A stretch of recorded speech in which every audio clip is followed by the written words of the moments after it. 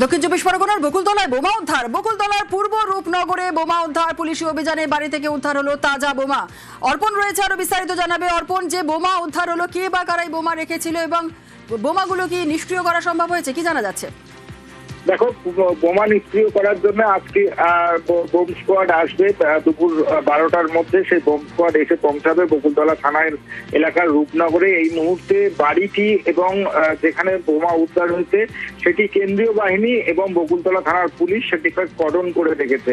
Police সূত্রে যেটা জানা গিয়েছে, বকুলতলা থানার পূর্ব রূপনগর এলাকার বাসিন্দা পিন্টু হালদার, তার বাড়িতেই এই বোমা তৈরি হচ্ছিল, এমনটাই পুলিশের কাছে খবর আসে।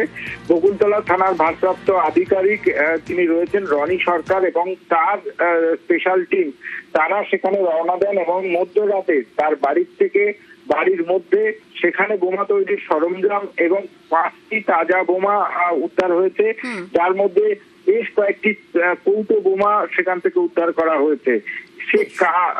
এই ঘটনায় পুলিশ যখনই বাড়িতে যায় সেখান থেকে এই পিন্টু সর্দার পলাতক, তার খোঁজে তল্লাশি শুরু হয়েছে।